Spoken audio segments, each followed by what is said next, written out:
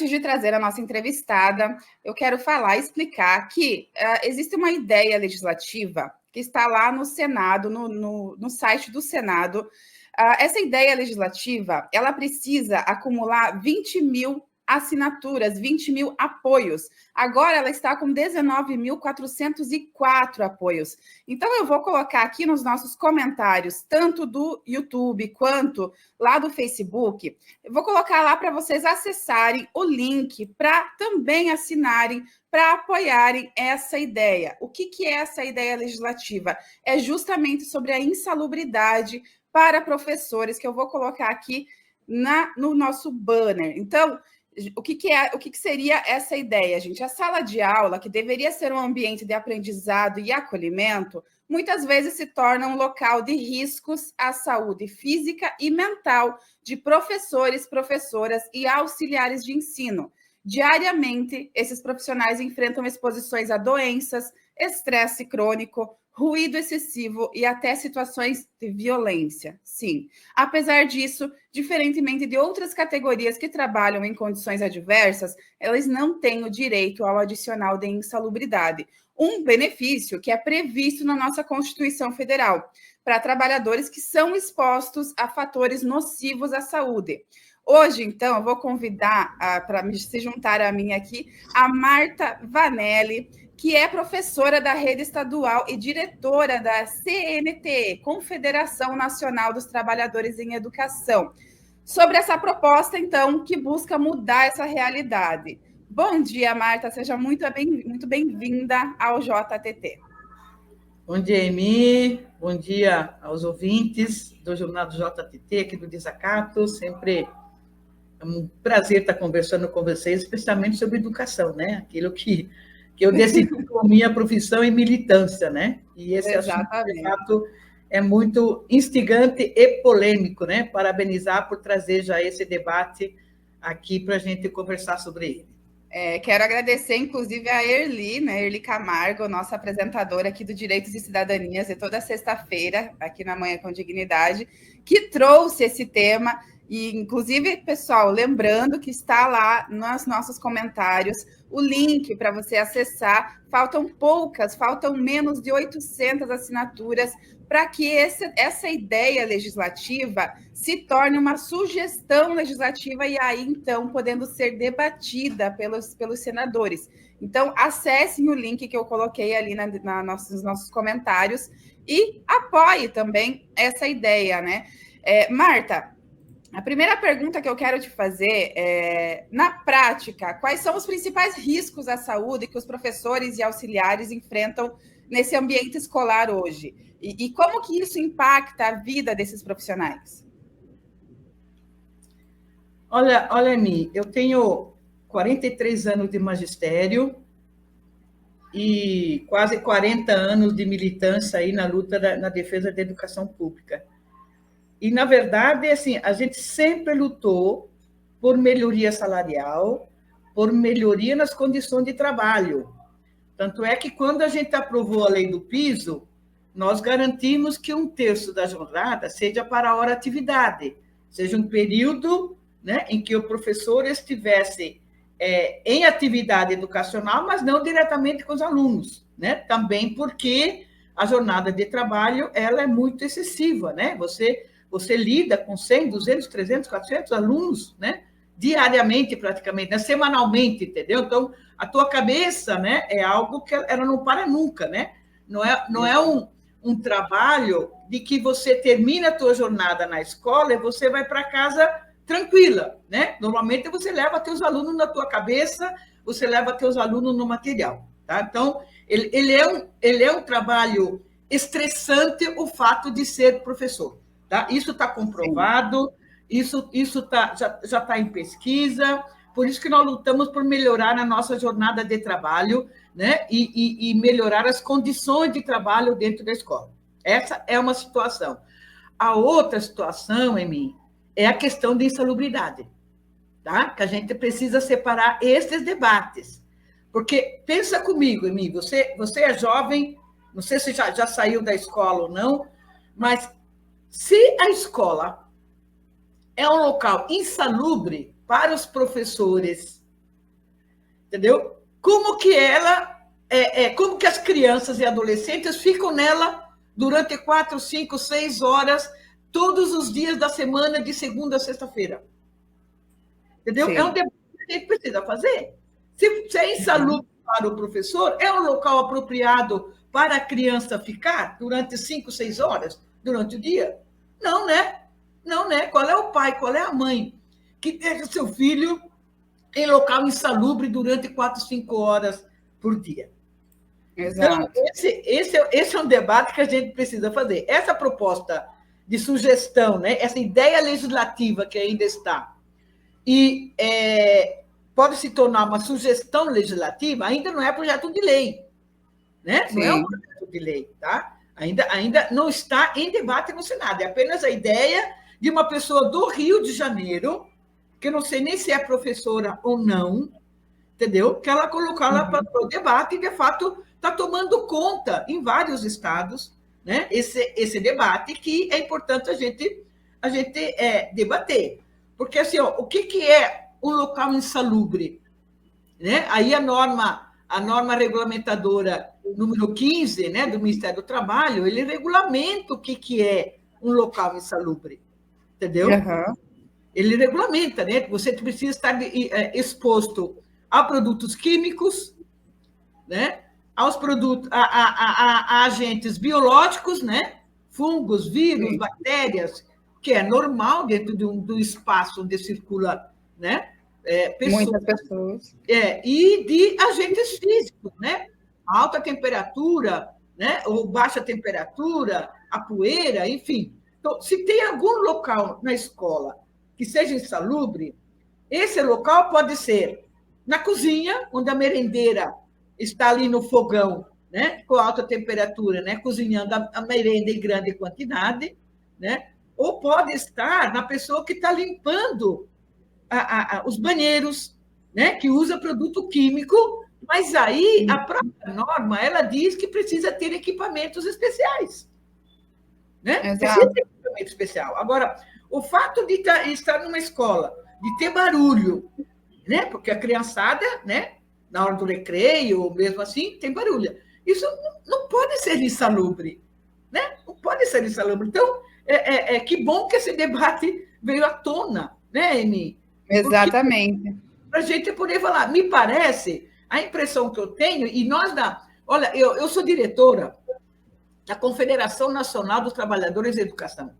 Eu faço debate sobre piso, sobre carreira, sobre melhorar a educação, melhorar a valorização profissional, e nunca me apareceu, entendeu? Uma pergunta, uma proposta dessa, em todos os debates que eu fiz de norte a sul desse país.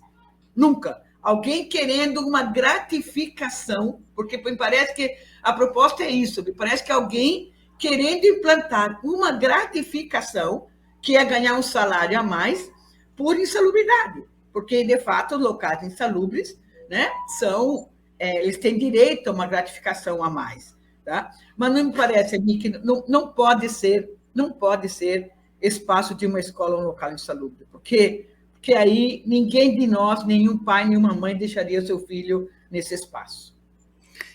Aqui eu estava pesquisando aqui, ó, um local insalubre é aquele onde o trabalhador está exposto a agentes nocivos à saúde, como ruídos, calor, frio, agentes químicos, biológicos, entre outros, acima dos limites de tolerância estabelecidos por lei.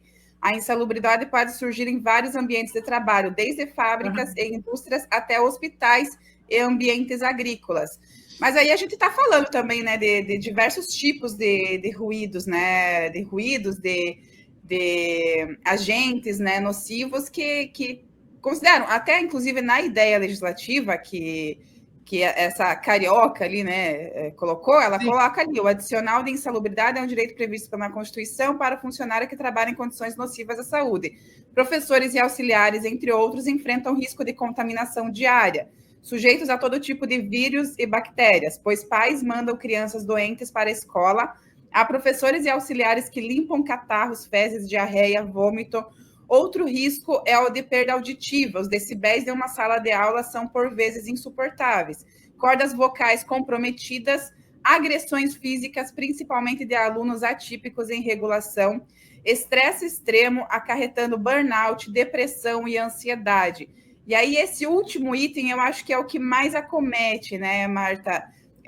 Muitos profissionais aí da área, porque a gente tem até, inclusive, Marta, não sei se você ficou sabendo, aqui em Chapecó, Marta não sabia que eu sou aqui de Chapecó, gente, mas aqui em Chapecó nós temos o caso do prefeito de Chapecó, o João Rodrigues, tem até, inclusive, lá no nosso desacato.info, que o prefeito João Rodrigues ali anunciou, fez um comentário, a gente até tinha publicado o vídeo dele fazer esses comentários dele, chamando praticamente os professores do município, os profissionais da educação municipal, de vadios, de vagabundos.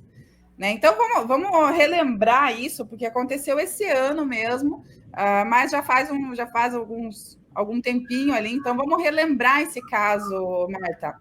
A recente decisão do prefeito de Chapecó, João Rodrigues, de não aceitar mais atestados médicos diretamente dos servidores e exigir que passem por avaliação de uma empresa terceirizada gerou polêmica e indignação entre os trabalhadores do setor público. O prefeito declarou que vadio não vai trabalhar mais na rede pública de Chapecó e que aqueles que fabricam atestados estão com os dias contados. A gente precisa sempre lembrar, né, Marta? A gente tem que sempre levantar essa questão, porque eu apresentei um atestado por depressão, que é o burnout, né? É o que acaba acarretando, né, um trabalho excessivo, um estresse excessivo no trabalho, é o que acaba acarretando, né, a depressão, o burnout, né? E aí, como que você define se aquele atestado, se aquela depressão que você é verdadeira ou falsa, né? É um ataque tanto a essa profissão, a esses profissionais, é um ataque constante que vem, inclusive, da rede pública, né? Que vem de quem deveria estar ali fazendo por eles, trabalhando por eles e protegendo, né, essa classe. Mas esse ataque vem justamente deles. Marta, me fala sobre isso, a tua opinião sobre isso. Então, Emi, está em curso no nosso país, e aqui em Santa Catarina, em Chapecó também, a tese de desmonte do serviço público. Né? Há um desmonte geral no serviço público, né? Aquele serviço de saúde, de educação, de segurança, aquilo que faz atendimento à população, ele está sob ataque. Tá? Sob ataque. E esse ataque, ele é proposital. Tá? Ele é proposital exatamente para ir desqualificando junto à população o serviço que a gente presta enquanto servidores públicos. E o prefeito de Chapecó está nessa linha, né? De chamar o servidor de vagabundo, né? De dizer que não quer trabalhar, de que é vadio. É uma forma de desqualificar e, ao mesmo tempo, é uma forma de tentar com que ele atenda cada vez menos a população. E com isso a população disse assim, não presta menos, vamos acabar. Entendeu? E aí a população vai ter que buscar algo privado, né? Que é o que ele vai fazer agora. Esse ódio, né? Então, instiga na população esse ódio. Claro, chega lá. Por quê? Porque ele, de certa forma, é um líder. Para o bem ou para o mal, o prefeito é um líder, né, no município. Entendeu? Então, quando ele coloca isso para a sociedade, é exatamente começar a desqualificar o serviço público, e nesse serviço público também está a educação, que é para a população desacreditar cada vez mais. A população desacreditando, ele vai sucateando.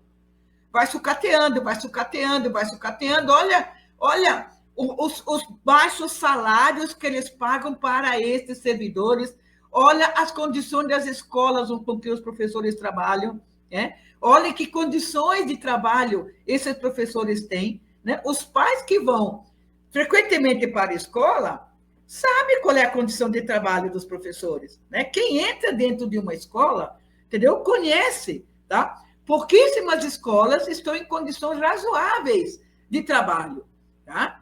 Além disso, tem toda a pressão psicológica. Né, Emi? Toda a pressão psicológica. Há uma perseguição para cima dos professores. Né? E ali em Chapecó também tem uma deputada estadual, né? Que abriu um canal para perseguir professores, entendeu? Então, assim, ó, tudo isso gera uma tensão, gera um estresse, é um problema, né? Não ter tranquilidade para, de fato, trabalhar dentro de uma escola, né? E aí surge, né, cada vez mais atestados médicos, além, viu, Emi?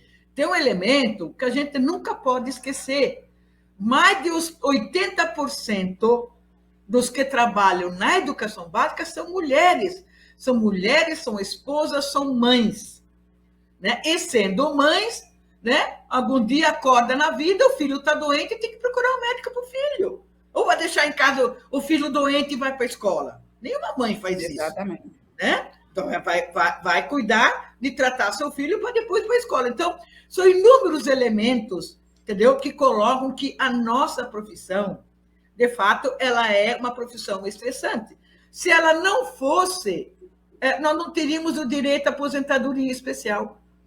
Né? Ela é tão estressante que nós temos direito à aposentadoria especial. Apesar de ter aumentado a nossa idade, mas nós ainda temos 25 anos de contribuição e 50 de idade, a mulher se aposenta. Muito diferente das outras profissões. Entendeu? Por quê? Porque está comprovado, né, de que é, de fato, uma profissão muito estressante. Isso gera muitos problemas de saúde. É verdade, gera muitos problemas de saúde em todas as redes públicas, municipal e estadual. Tem muitos profissionais em afastamento por problema de saúde. Tá? Mas isso é um problema que precisa ser resolvido. Precisa ser resolvido, né, com melhores condições de trabalho, precisa ser resolvido em resolver a estrutura física das escolas, né? E não é com uma gratificação de salubridade que se resolve, entendeu? Se resolve com mais políticas públicas de melhoria das condições de trabalho. E aí, quanto mais a população está conosco, está com os professores para ajudar a resolver os problemas que a escola enfrenta, é melhor para solucionar. E não ficar acreditando nas balelas, nas mentiras que, às vezes, um líder, né, um líder negativo na minha avaliação, que é o prefeito de Chapecó, acaba colocando para a população de Chapecó. Vão para as escolas. Quando ele fala isso, sabe a melhor prova em mim? Vão para a escola. Vão lá verificar onde seu filho estuda, para ver, passe algumas horas lá dentro. Passe algumas horas lá na escola, para ver o que é o trabalho de um professor e de uma professora. Entendeu? O que passa, qual é a dedicação que eles têm com seus filhos. Entendeu? Porque, olha, a gente trabalha e muito, Emi. E muito. Um professor, uma professora, entendeu? Trabalham muito, apesar de todas as condições muito adversas. Entendeu? Marta, inclusive, a deputada Luciana Carminati, ela fez uma publicação, acho que ontem ainda, falando, quando o governo de Santa Catarina começar a publicar suas homenagens genéricas ao Dia das Mães, lembre, as mães ACTs do magistério não têm direito quando seus filhos estão doentes. Garantia de direitos básicos é a melhor homenagem que um governo pode fazer para as mães trabalhadoras. Lembrando, né, que você falou sobre as mães. Em uma rede, Emi, eu não tenho os dados concretos, mas nós estamos falando com mais de 30 mil professores em contrato temporário. Entendeu? Portanto, nós não estamos falando de 2 ou 3 mães, nós estamos falando de muitas mães em que o seu filho fica doente, ela não tem o direito de justificar a sua falta ao trabalho por levar seu filho ao médico. Olha que condição de barbárie, né? Condição de barbárie em que as mulheres professoras em caráter temporário nesse estado estão submetidas. E aí acham que nós somos vadias, né?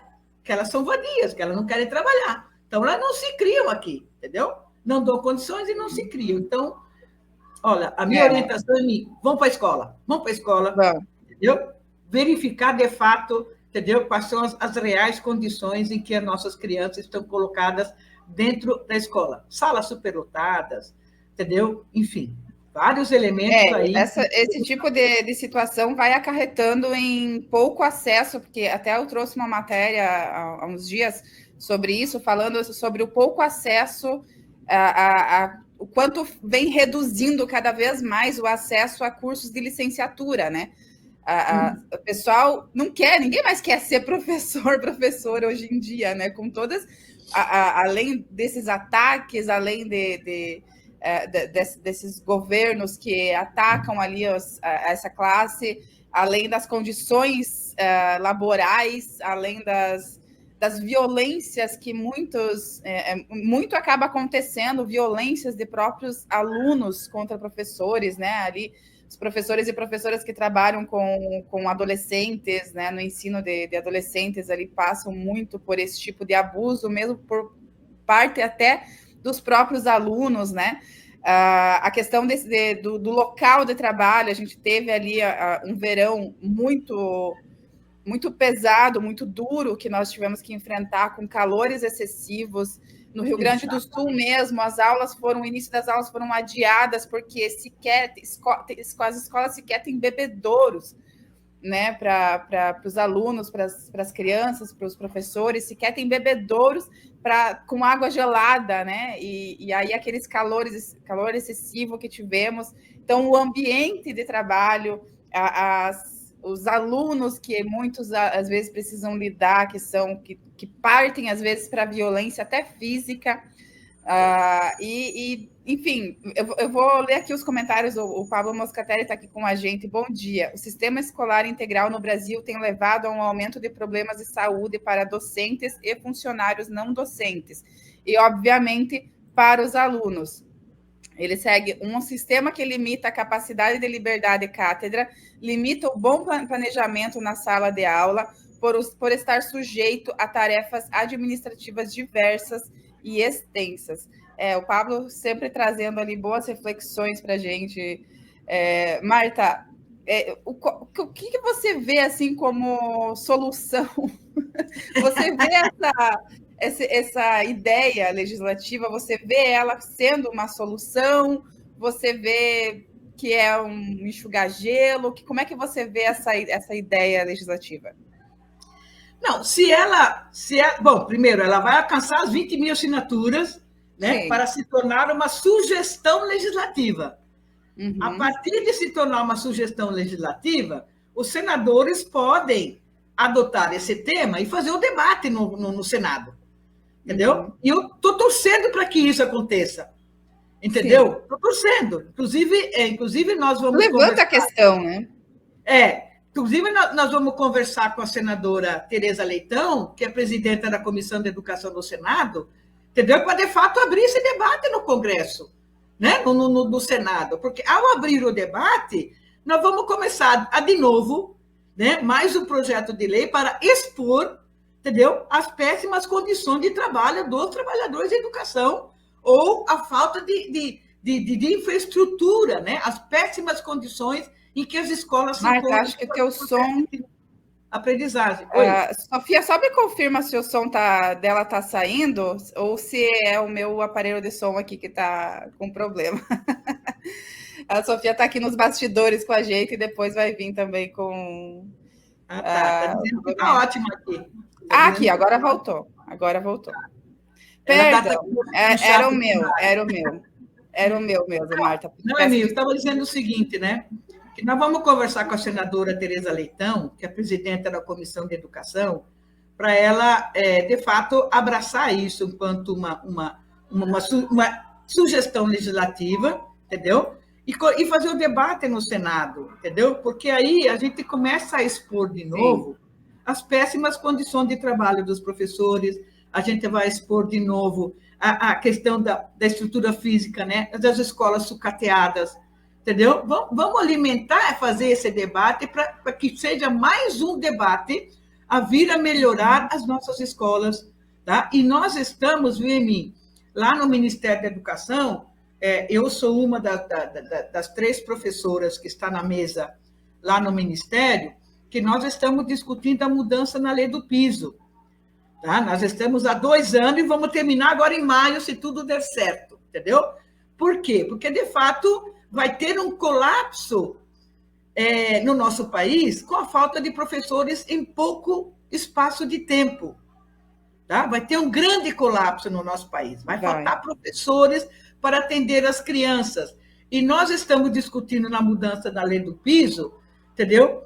o que fazer para esse colapso, porque se não melhorar o salário, se não der alguma perspectiva de ter uma carreira decente para os professores, cada vez menos jovens se interessam por essa profissão. Ao não se interessar por essa profissão, daqui a 4, 5, 6 anos, não vai mais ter professores para lecionar, entendeu? E que junto com a cadência de desvalorizar o serviço público e a educação pública, também tem isso, né? no nosso horizonte, que as pesquisas já têm apontado que vamos ter um grande colapso, né? Aqui, em vários municípios ali do oeste, mesmo de Santa Catarina, muitas redes municipais não têm professores de determinadas disciplinas. Entendeu? E me parece que é algo natural. Não é natural. Entendeu? Não é natural. É porque não tem perspectiva de um salário decente. Não estou nem falando de um bom salário. A gente nunca quis ganhar muito salário. Nós queremos um salário razoável e boas condições de trabalho. Entendeu? Para a gente vê, Marta, projetos que são também interessantes, como o Pé de Meia Licenciaturas, né, que o governo criou. É muito interessante isso, porque, claro, está tendo... o Congresso debateu, acho que no final do ano passado, essa questão da redução drástica na taxa de aderência aos cursos de licenciatura. E aí são feitos projetos bacanas, muito importantes, sim, como esse Pé de Meia Licenciaturas, mas a gente precisa valorizar primeiro a profissão para que haja esse interesse, né, Marta? Não tem como você... Tem que ser algo que tenha ligamento, né? Você incentiva a fazer licenciatura, ao mesmo tempo você tem um salário razoável, né? Que atrai, porque senão você vai fazer a tua licenciatura, entendeu? E depois você não entra na profissão. Porque você não tem obrigatoriedade de ser professor quando você faz essa licenciatura com incentivo do governo federal. Entendeu? Então, é um pacote que a gente vai desembocar em não ter o boom, né, de professor, que não falta professor e daqui a alguns anos, né? E não muito longe, né, esses anos. Entendeu?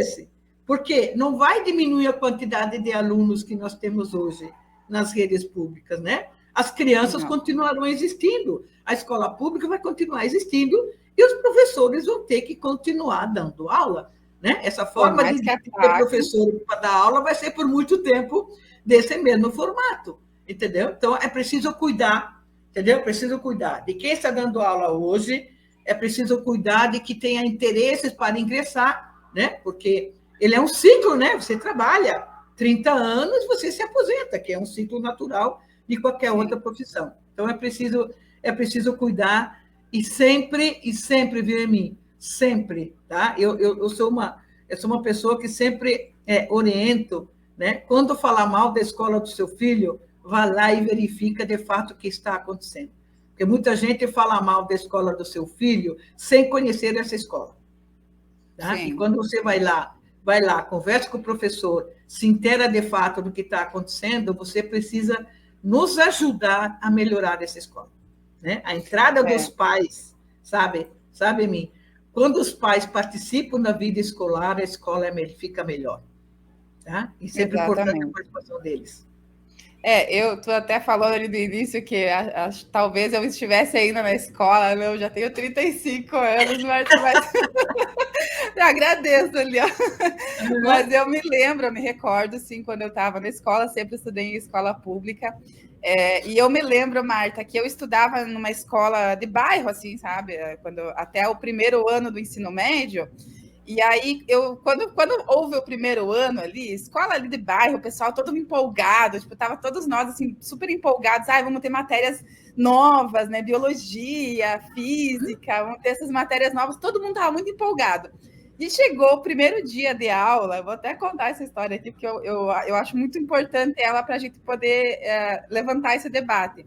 Primeiro dia de aula de química, o professor Lauri, um beijo para o professor Lauri, gente, eu tenho um carinho imenso por ele. O professor Lauri chegou na sala com experimentos, com batata na água, fazendo aquelas reações de condução de energia elétrica e tal. Enfim, ele fez experimentos e todo mundo, assim, ó, nas aulas dele, naquele primeiro ano, todo mundo ia assim lá para frente da sala, porque todo mundo adorava as aulas de química dele. E aí, no segundo ano, eu me mudei de escola. A gente se mudou de casa, então eu tive que me mudar de escola e fui para uma escola mais do centro. E eu fiquei muito feliz, porque ia ser o mesmo professor de química. Quando eu chego na aula, a primeira aula de química que eu vou ter que vai ser professor, ele chega, cumprimenta, sério, começa a escrever no quadro, e a galera, e a turma lá, ó, aquela barulheira, aquela falação e um desrespeito, assim, sabe, com ele. E eu vi a diferença dele, da pessoa dele como professor, dando aula numa escola em que os alunos estavam todos ali atentos à aula dele, todos interessados, né, no que ele ia falar, para uma outra escola em que não existia respeito nenhum por quem estava ali na frente lecionando, né? Então, é uma comparação que eu faço muito, que aquilo me marcou tanto, que eu me coloquei assim no lugar do professor, da professora, assim, nesse tipo de situação. O quanto esse desrespeito, né, com essa classe, desde aquela época, desde quando eu estudava ali na escola, vem acontecendo, né, desde essa época. Então, é um exemplo prático para a gente ver o quanto esses ambientes podem ser prejudiciais, né? Tanto a questão emocional, tanto a questão da saúde mental dos trabalhadores e trabalhadoras, quanto também na saúde física, né? Porque a gente sabe que o estresse também acarreta problemas de saúde físicos também, né, Marta? E muita gente, a gente vê muita gente desistindo da profissão, né? Pessoas ali que se formaram, que se formaram em licenciaturas, que estavam dando aula. Eu mesma tenho amigas minhas que, infelizmente, desistiram de ser professoras, não querem mais, estão trabalhando em outras áreas, foram buscar outras áreas para trabalhar, mas não querem mais saber de dar aula, não querem mais pensar em estar numa sala de aula. Isso é muito triste, muito triste. E aí... Emi, você me dá um exemplo que eu sou bióloga, tá? Fui professora de biologia. E aí eu fui professora de biologia, que eu nunca tive um laboratório de biologia na minha escola que eu trabalhei. Nunca tive. E aí ia da criatividade da gente em organizar a aula, né? De forma prática, entendeu? Porque quando você faz a prática, quando você atrai o interesse dos alunos, né? O respeito vem junto, né? E talvez, em outro momento, esse professor estava tão atarefado de aulas, tantas aulas, que não tinha tempo de elaborar uma boa aula. Por isso que o tempo de hora-atividade, que a gente luta para aumentar o tempo de hora-atividade, é para a gente ter tempo de preparar uma boa aula. Tá? Uma boa aula para que o aluno se sinta atraído, sinta mais interesse, porque esse é o nosso papel, entendeu? Não é simplesmente entrar na sala de aula e vomitar, né? Quer dizer, ficar falando conteúdo. Tem formas e formas e formas de você falar o mesmo conteúdo, né? De ter a forma muito mais prática, né? Muito mais leves, né? De você dialogar com os estudantes, né? Com os alunos, sobre esse conteúdo para atrair, né, a atenção dele. Você me deu um exemplo muito concreto, né? O que é uma aula interessante, né, para mostrar a transmissão da eletricidade, né, através de uma batata, né? Que se ele estivesse lá no quadro falando sobre isso, você não ia acreditar e você não ia se interessar. Já demonstrando isso, né, a coisa fica muito interessante, né? Muito interessante. Por isso que as feiras de ciências, atividades culturais, né, atividades extra-sala de aula dentro de uma escola são muito interessantes, entendeu? Muito interessantes. Às vezes, elas ensinam muito mais, entendeu? Do que a sala de aula, né? Daí que necessariamente, né, os 200 dias de efetivo trabalho escolar não precisa ser somente 200 dias em que a criança está em 4 paredes dentro da sala de aula.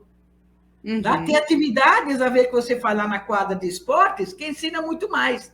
Tem uma atividade lá no jardim, lá no pátio da escola de ciências, que ensina muito mais. Né? Tem conversas, às vezes, no pátio durante o recreio, que você desenvolve, que você aprende muito mais.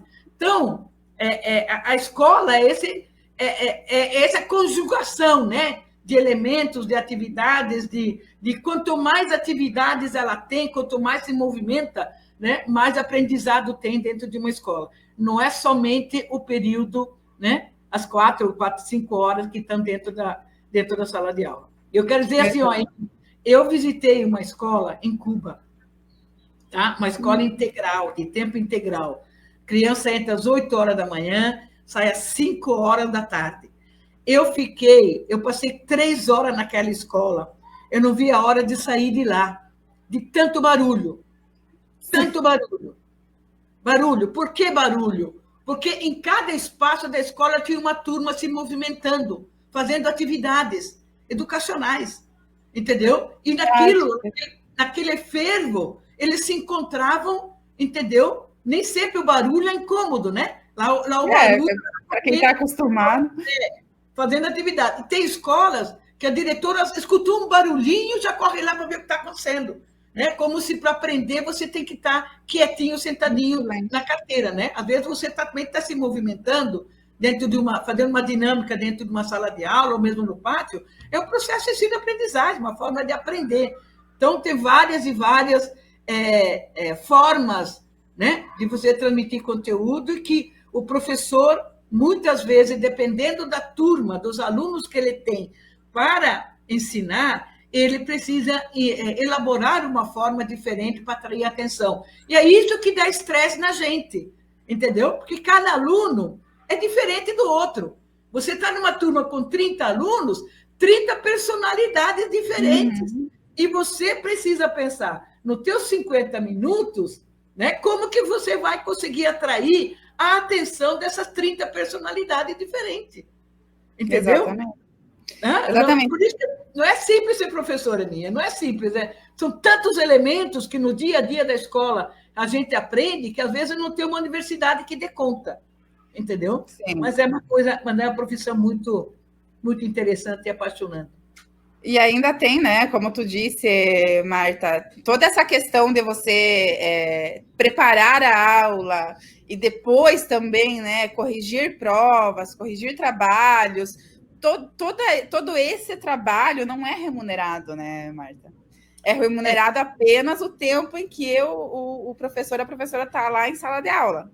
Por isso que a gente lutou na lei do piso, né? Para que a nossa hora atividade, para o tempo que a gente tivesse dentro da nossa jornada, fora da sala de aula, ele aumentasse. Era 20%, na lei do piso do magistério, nós aumentamos para 1/3, entendeu? Da nossa jornada, é para esse tipo de trabalho, entendeu? Ele precisa ser remunerado, porque o ser professor não é só o momento que eu estou na sala de aula. Para eu estar perante os alunos, eu tive que preparar essa aula. E não adianta, e mesmo sendo conteúdo igual em mim, as turmas são diferentes. Então, eu não posso dar a mesma aula igual em todas as turmas, mesmo que eu tinha 5 turmas no primeiro ano do ensino médio, tá? Estou fazendo biologia, no primeiro ano do ensino médio, eu tenho 5 turmas que eu dou aula. Eu não trabalho da mesma forma nas 5 turmas, entendeu? Cada turma é uma turma. Cada turma eu preciso me comportar de uma forma diferente. E é isso que eu preciso ter tempo fora da sala de aula para pensar, para elaborar, né? Para fazer dinâmica, né? Pensar em dinâmica que eu faço na sala de aula para atrair. E isso é muito estressante. E isso que a gente luta para ter cada vez mais.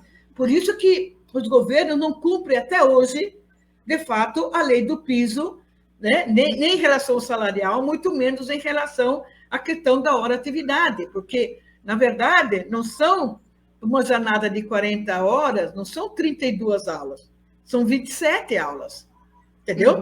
Eu tenho que diminuir o tempo de período na sala de aula para aumentar o meu tempo fora da sala de aula, para que eu consiga, né, me preparar melhor, né, corrigir uma prova, corrigir um trabalho, entendeu? Conversar mais com os meus colegas professores, entendeu? Porque, às vezes, eu tenho um aluno que tem dificuldade de aprendizagem que não é só comigo, é com outro professor também. Então, eu preciso ter tempo de conversar com ele o que ele está pensando fazer né, para que essa criança aprenda, né? Porque, Exatamente. assim, ó, o professor se importa com seus alunos. Ele se importa com todos os seus alunos, tá? Com todos. Não é algo mecânico que você vai para a escola, entendeu? Da tua aula, você sai da aula e vai para casa. Ele se importa, entendeu? Com todos os alunos para saber se ele está aprendendo ou não. Tá? Isso precisa ter conhecimento, né? Que os alunos, né? Assim como o professor marca os seus alunos, os alunos também marcam os professores, né? Eu tenho aluno que eu lembro até hoje, quando comecei a dar aula em 1982. Eu me lembro de alunos. Ai, a gente se sente privilegiado, né? Se o professor Lauri de Química lembrar de mim, ó, o professor de Lauri era um querido, gente. Mas, enfim, eu quero trazer para a gente encerrar, Marta, um pequeno debatezinho para a gente fazer sobre esse comentário aqui que o Célio fez lá no início da nossa entrevista. Isso mesmo, Marta, agora querem fazer um projeto de lei para aumentar os deputados federais. Essa direita não presta junto com a extrema-direita. E aí é sobre a direita que eu quero que você fale um pouquinho ali para a gente encerrar a nossa entrevista, que já passamos um pouquinho do tempo, mas eu quero que você fale rapidamente sobre isso, sobre a importância, você já trouxe também bastante, sobre a importância de levantar esse debate na Assembleia, no Congresso, né, levantar esse debate. Essa ideia legislativa é muito importante, parece pouca coisa, né, mas ela é muito importante realmente para que isso seja debatido, para que as pessoas, o mundo, o Brasil, conheça o que é uma sala de aula, né? Porque quando o debate é levantado, as pessoas passam a conhecer melhor, né? É uma forma de ensino também, né Marta? Como CPIs que vão criando por aí, enfim, cada debate levantado no nosso governo, no nosso Congresso, na nossa Assembleia, cada debate levantado se torna um ensinamento para a própria população, para entender qual é a realidade disso, né? E aí essa disputa que você já trouxe também, a deputada aqui de Chapecó também, que ataca, né, tanto essa classe, né? Enfim, um comentário final sobre a nossa direita catarinense. Então, Emi, bom, primeiro falar sobre a questão do aumento de deputados, tá? Uhum. Na verdade, há um projeto de lei no Congresso, entendeu? Que está regulamentando a representação por Estado, né? A quantidade de deputados por Estado, porque mudou a população, a distribuição é por população, mudou a população e não mudou a quantidade de deputados. Tá? E me parece que Santa Catarina vai ganhar mais. E tem Estado que vai perder. Entendeu? Eu acho que não vai alterar dos 513. Talvez é uma nova distribuição em que Santa Catarina, por ter aumentado a sua população, vai aumentar. Tá? Então, queria separar isso, tá? Que é coisa diferente. É bom esclarecer. A outra de fato, a gente está convivendo na educação, querendo fazer da educação uma doutrinação, tá? Uma doutrinação, entendeu? Querem que as crianças sejam doutrinadas. E nós queremos que a criança não seja doutrinada. A educação é para despertar a curiosidade sobre a diversidade, sobre a sociedade que a gente vive. A criança, ela precisa ser crítica naquilo que ela está vivendo, né, no dia a dia. Ela precisa criticar aquilo que ela está vivendo, ela precisa perguntar aquilo que ela está vivendo. Entendeu? Quando a gente discute sobre uma educação crítica, ela ter capacidade de pensar a realidade que ela vive e dizer, mas eu não quero essa realidade, eu quero mudar. Perfeito, então vamos mudar essa realidade, não tem problema sobre isso. Entendeu? E tem gente que acham que a sociedade é uma caixinha, né, que ele inventou e todo mundo tem que se enquadrar nessa caixinha. Não é assim. Tá? E nós queremos fazer uma educação muito crítica. Entendeu? Nós queremos que a criança consiga refletir suas próprias condições de trabalho quando ela está trabalhando, sua própria condição social, né? Por que, que ela vive numa escola, por que, que a sua escola está sendo sucateada, por que, que ela vive numa comunidade sem saneamento básico, né? Sem água encanada, entendeu? Sem ter direito a ter internet, entendeu? Assim, ó, a gente vive, Eni, num país muito rico, e os bens produzidos pela sociedade não estão à disposição de todo mundo. É mérito de alguns que se acham ricos, né, com poder, e que isso é deles. Não é, isso é de todos. Então, é essa educação que a gente quer. Entendeu? Eu quando vejo um ex-aluno meu lutando pelos seus direitos, me deixa muito feliz e gratificada. Poxa, né, a educação que eu ensinei para ele deu certo. Né? Porque eu vejo que ele está lutando para melhorar o mundo em que ele vive. É isso que a gente quer da educação. Entendeu? Nós precisamos mudar o mundo que a gente vive. O mundo que a gente vive, ele pode e precisa ser melhor para todos. Para todos. E a educação, ela tem que contribuir para isso. Tá? Por isso que nesse processo educacional, né, a gente quer mudar. E quem está encastelado no poder, entendeu? No seu dinheiro e no seu poder, não quer que nada mude. Não quer que nada mude, né? O que são as escolas cívico-militares hoje? Exato, né? Eu ia levantar bem. O que são as escolas cívico-militares? A escola militar ensina a obedecer.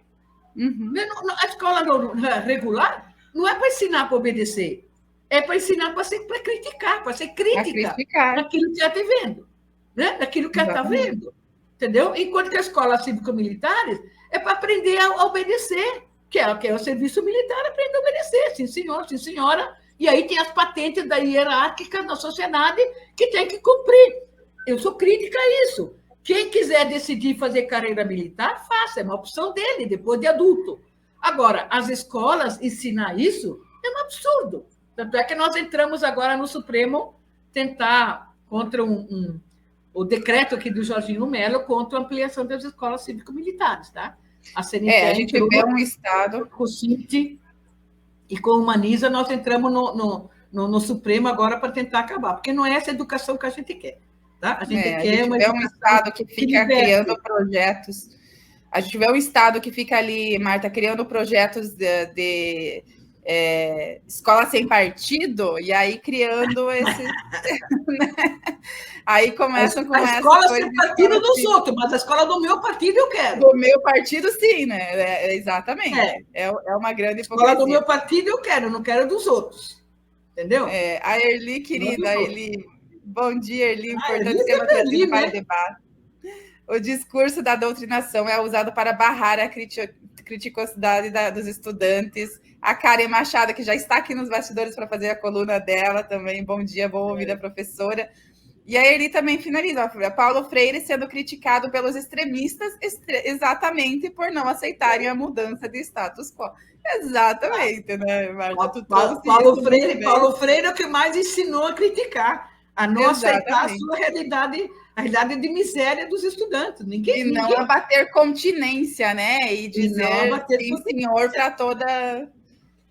para tudo que vamos levantar a cabeça e vamos lutar para melhorar essa realidade que a gente vive, melhorar a realidade na nossa escola, entendeu? E tem que lutar, porque a gente não está lidando com um poder, né, muito fraco, não, tá? A gente está lidando com um poder muito forte e é preciso muita unidade, né? Muita unidade para a gente poder avançar, para melhorar o serviço público para toda a população. Afinal de contas, é pago com dinheiro público. Né? O serviço público é pago com os impostos da população. Exatamente. Tá? É a população que está nos pagando, não é o prefeito que paga ninguém, não é o governador que paga ninguém, é dinheiro da população. E esse dinheiro tem que ser revertido para o bem de toda a comunidade. Assim como o salário dos prefeitos, governadores, né? Então, eu acho que o povo também precisa se atentar a isso, que não são eles que mandam na gente, né? Deveria ser o contrário, né, Marta? Marta, muito obrigada pela tua presença aqui. A gente tem que seguir ali, né, nessa luta pelo direito das crianças, dos adolescentes aprenderem, né? E como tu trouxe também, a criticarem, porque além de escolas cívico-militares, projetos de escola sem partido, religiões, né, que querem também estar entrando nas escolas, né, nesse estado laico que nós vivemos, entre muitas aspas, né, Marta? A gente segue aí nessa luta. Te agradeço muito pela tua presença. Erli também, um beijo, Erli, por ter me passado o contato da Marta ali. Beijo, Erli. Erli é minha parceira. Erli é minha parceira aqui no Humaniza, nas lutas por direitos humanos. Eu que agradeço, viu, Ami? Sempre um prazer estar conversando sobre isso. Eu fiz da educação minha profissão e continuo lutando por ela em qualquer espaço e sempre à disposição para quando precisarem conversar sobre isso, eu estou aqui. Obrigadão, parabéns, viu? Marta. Muito obrigada aí por continuar resistindo em meio a tantas atrocidades que a gente vê por aí. Um beijo. Beijo, beijo, beijo. Obrigada.